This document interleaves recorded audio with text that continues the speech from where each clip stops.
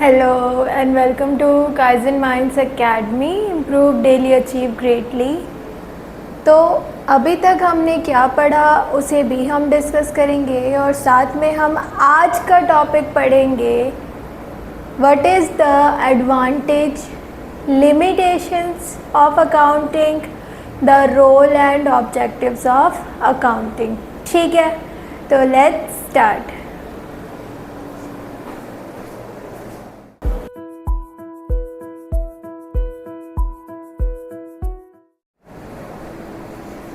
चलो देखो, अकाउंटिंग का रोल क्या है बेटा। अकाउंटिंग क्यों ज़रूरी है, क्यों करनी चाहिए? क्योंकि अकाउंटिंग के प्रोसेस के थ्रू हम सिस्टमैटिक रिकॉर्ड बना रहे हैं। ठीक है, पहले हमने जर्नल बनाई, जर्नल के बाद हमने फिर लेजर बनाई, लेजर के बाद ट्रायल बैलेंस बनाया,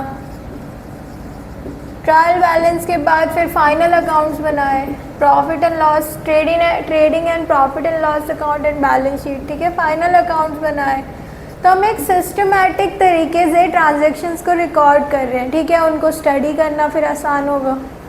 असिस्टेंस टू मैनेजमेंट, अब जो पार्टी जो फर्म के लिए डिसीज़न, बिजनेस के लिए डिसीज़न ले रही है, उसे पता होना चाहिए ना बिजनेस में चल क्या रहा है। ठीक है, अकाउंटिंग के थ्रू ये पता चल सकता है कि बिज़नेस कैसा परफॉर्म कर रहा है, हमारे पास कितना कैश अभी है इन प्रेजेंट, हम क्या कोई मेजर डिसीज़न ले सकते हैं जैसे बिज़नेस का एक्सपेंशन, इस टाइप के डिसीज़न। तो मैनेजमेंट को कैसे मदद करती है इन डिसीज़न मेकिंग में, डिसीज़न मेकिंग। ठीक है, उसके बाद कंपैरेटिव स्टडी। अब जितने भी बिजनेसेस हैं ना बेटा, वो similar rules and regulations follow कर रहे हैं, सिमिलर तरीके से अकाउंट्स प्रिपेयर कर रहे हैं, ट्रांजैक्शंस रिकॉर्ड कर रहे हैं। तो ऐसे में कंपैरिजन करना आसान है। ठीक है, जैसे आप भी 11th क्लास में हो, आपका फ्रेंड भी 11th क्लास में है, दोनों ने अकाउंटेंसी का एग्ज़ाम दिया। अब क्योंकि क्वेश्चन सेम थे दोनों के लिए ही, तो आंसर्स कंपेयर करना आसान है ना, और उसके हिसाब से फिर मार्क्स कंपेयर करना आसान है। ठीक है, तो ऐसे ही businesses, similar businesses final accounts को या फाइनेंशियल स्टेटमेंट्स को कंपेयर इजीली कर पाते हैं। ठीक, कंपैरेटिव स्टडी ये इंटर फर्म भी होती है। ठीक है, मतलब बिटवीन 2+ फर्म्स। ठीक है, 2 या 2 से ज़्यादा फर्म्स या बिजनेसेस के बीच में कंपैरिजन कि वो कैसा परफॉर्म कर रहे हैं, या intra firm within one's business. ठीक है, आप भी अपने प्रीवियस ईयर की सेल्स से इस ईयर की सेल कंपेयर कर रहे हो, प्रीवियस ईयर के प्रॉफिट से इस ईयर का प्रॉफिट कंपेयर कर रहे हो। ठीक है, तो कंपैरिजन आसान हो जाता है। एविडेंस इन कोर्ट, कोर्ट आपकी बात नहीं सुनेगा कि मैंने इतने की सेल करी थी या इतने का परचेज कर लिया था, मैंने सैलरी दी तो थी एम्प्लॉय को, एम्प्लॉय ने केस क्यों किया, नहीं सुनेगा। उन्हें कंक्रीट प्रूफ चाहिए, तो ये एज अ प्रूफ काम करता है, एज अ प्रूफ कि कोई भी इवेंट हुआ है या नहीं हुआ है। ठीक है, एज अ प्रूफ काम करता है। उसके अलावा और भी चीज़ें, जैसे आपको इतनी सारी ट्रांजैक्शंस याद रखने की ज़रूरत नहीं है क्योंकि आपने नोट डाउन कर लिया है। आप और क्या कर सकते हो, क्रेडिबिलिटी मीन्स अगर आप कल को अपने बिजनेस के लिए लोन वगैरह लेने जाओगे बैंक में, तो बैंक भी क्या चेक करता है, आपके फाइनल अकाउंट्स, आपके स्टेटमेंट्स, आपकी बुक्स चेक करेगा कि क्या आप लोन को रीपे कर पाओगे। ठीक है, अगर हम प्रॉपर अकाउंट्स बना के रखते हैं, प्रॉपर सारी ट्रांजैक्शंस रिकॉर्ड करते हैं, फाइनल अकाउंट्स बनाते हैं, तो जो कस्टमर है ना, उन्हें भी हम पे ट्रस्ट होता है, ट्रस्ट बिल्ड होता है, गुडविल अच्छी होती है। ठीक है, सेटलमेंट ऑफ टैक्स, अगर हमें पता होगा कि इस साल हमने कितना अर्न किया है, तो उसके बेसिस पे हम टैक्स भी तो ठीक से पे कर पाएंगे और गवर्नमेंट से फिर कोई इशू नहीं होगा। ठीक है, तो ये सब कुछ रोल थे अकाउंटिंग के कि अकाउंटिंग क्यों ज़रूरी है। अब हम पढ़ेंगे एडवांटेज और डिसएडवांटेज क्या है अकाउंटिंग के। ठीक है, नोट कर लो if you want, otherwise it is in your book. तो ब्रांचेस ऑफ अकाउंटिंग क्या है, मीन्स जो अकाउंटिंग प्रोसेस होता है ना वो डिफरेंट टाइप का होता है। एक जो हम पढ़ रहे हैं फाइनेंशियल अकाउंटिंग, ठीक है, कि हम ट्रांजैक्शन को रिकॉर्ड करके उससे क्या इंफॉर्मेशन निकालने की कोशिश कर रहे हैं, ठीक है। तो जो फाइनेंशियल इंफॉर्मेशन निकालने वाली ब्रांच है जो हम पढ़ रहे हैं, जो हमें 11th-12th में पढ़ना है, उसे हम बोलते हैं फाइनेंशियल अकाउंटिंग, ठीक है। उसके बाद कॉस्ट अकाउंटिंग, ये हमारा जो प्रोडक्ट है या गुड्स है, प्रोडक्ट गुड्स या सर्विसेज हैं, ऐसे बनाते हैं, उनका क्या कॉस्ट है एंड उस कॉस्ट को मिनिमाइज या कंट्रोल कैसे करें, इसकी स्टडी जहाँ करते हैं उसे बोलते हैं कॉस्ट अकाउंटिंग।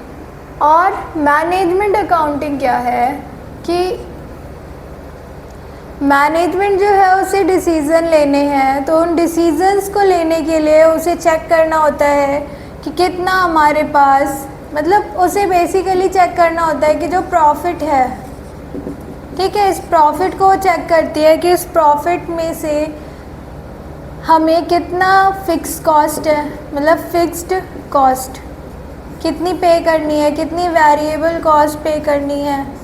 बेसिकली इतना डीप ना जाके आप सिंपल ये समझो कि management accounting helps in taking management decisions.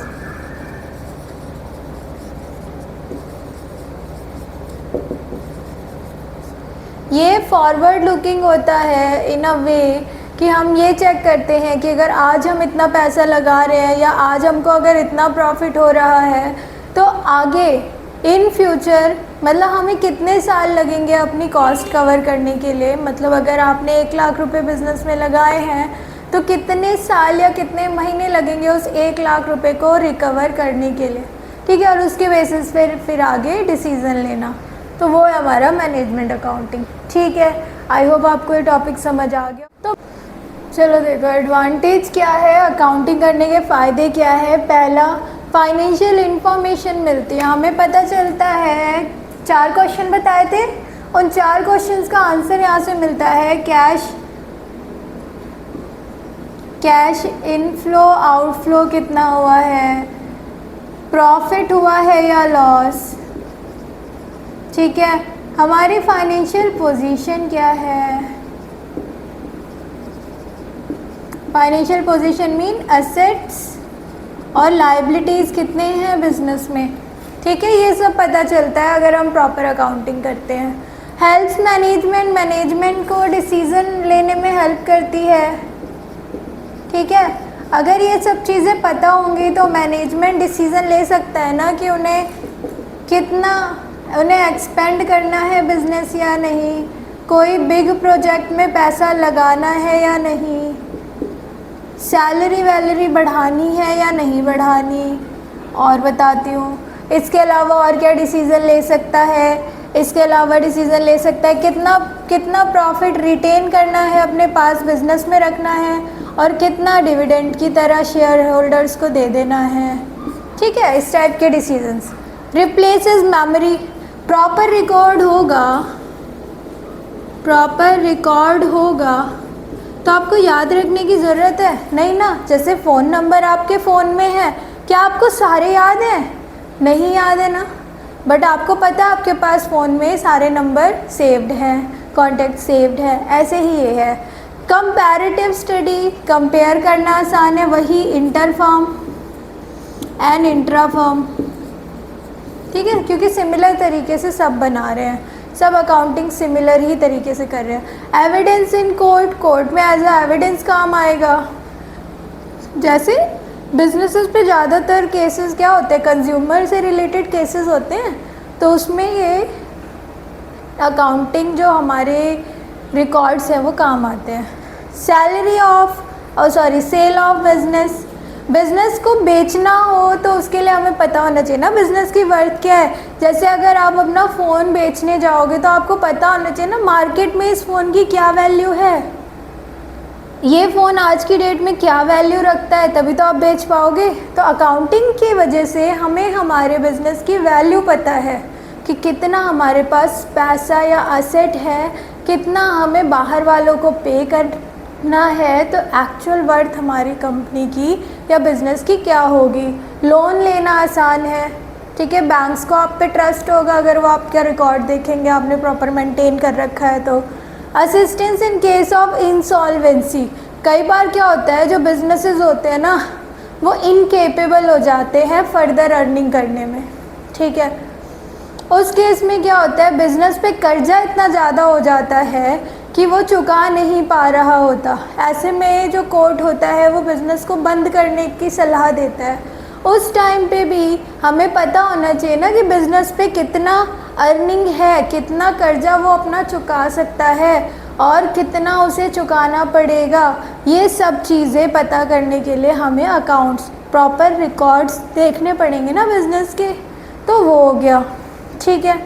उसके बाद हेल्पफुल इन पार्टनरशिप अकाउंट, देखो 11th में तो आप ये पढ़ोगे कि एक पर्सन है उसका बिजनेस है, जो भी वो अर्न कर रहा है अपने घर लेके जा रहा है, ठीक है। बट 12th में आपको पढ़ना है पार्टनरशिप। उसमें क्या है 2 पर्सन 3 पर्सन मिलके बिजनेस कर रहे हैं। अब जो प्रॉफिट होगा उन्हें किस तरह बांटा जाए इसके लिए, या दोनों पार्टनर्स के बीच में कोई डिस्प्यूट ना हो, इसके लिए मेंटेन करना रिकॉर्ड्स बहुत ज़रूरी होता है। अकाउंटिंग इसीलिए ज़रूरी है। Settlement of tax becomes easy, ठीक है। हमने जैसे अभी रोल में भी पढ़ा था कि टैक्स पे करना इजी होता है क्योंकि हमें पता है हमारा पैसा कितना है, कहाँ से आया है, तो हम टैक्सेस पे आराम से कर पाते हैं। अब ये तो एडवांटेज हो गए, लिमिटेशंस भी है इसकी। क्या लिमिटेशन है देखो, इग्नोर्स क्वालिटेटिव एलिमेंट, ठीक है। एक मैनेजर था वो बहुत ईमानदार था, ठीक है, और बहुत हार्ड वर्किंग था। उसके बिज़नेस में आने से बिज़नेस को बहुत बेनिफिट हुआ, ठीक है। बट क्या हम इसको रिकॉर्ड कर सकते हैं? नहीं कर सकते क्योंकि ये क्वालिटी है। तो अकाउंटिंग जो है क्वालिटी को इग्नोर करता है, ठीक है। क्वालिटेटिव एलिमेंट नहीं रिकॉर्ड करते, हम सिर्फ मनी टर्म्स में क्वांटिटी में कैलकुलेट होने वाली ट्रांजैक्शंस ही रिकॉर्ड करते हैं। पहला ड्रॉबैक, ठीक है। दूसरा अनरियलिस्टिक या अज्यूम्ड इंफॉर्मेशन, जैसे फॉर एग्ज़ाम्पल जो असेट्स हैं, ठीक है। जैसे आपका बेकरी का बिज़नेस था, आपने रेफ्रिजरेटर ख़रीदा होगा। अब रेफ्रिजरेटर आपने जिस दिन ख़रीदा उस दिन वो सपोज़ 1 लाख रुपीज़ का था, ठीक है। तो आपने अपनी बुक्स में रिकॉर्ड ट्रांजैक्शन 1 लाख रुपीज़ से करी, ठीक है। बट उसकी एक्चुअल मार्केट प्राइस मार्केट में मे बी वो 90,000 का बिक रहा था, आपको 1 लाख का पड़ा इसलिए आपने 1 लाख लिख दिया, ठीक है। तो अब क्या है, आपने जो इन्फॉर्मेशन लिखी है वो क्या है, वो आउटडेटेड है, ठीक है। ऐसे ही हम क्या करते हैं, कुछ चीज़ें अज्यूम करते हैं, कुछ फिगर्स को राउंड ऑफ करके लिखते हैं, तो उससे जो इन्फॉर्मेशन होती है ना, या जो ट्रांजैक्शन में हमने अमाउंट लिखा है या चीज़ें लिखी हैं वो बहुत अनरियलिस्टिक है। जैसे डेप्रिसिएशन रिकॉर्ड करना अनरियलिस्टिक है, ठीक है।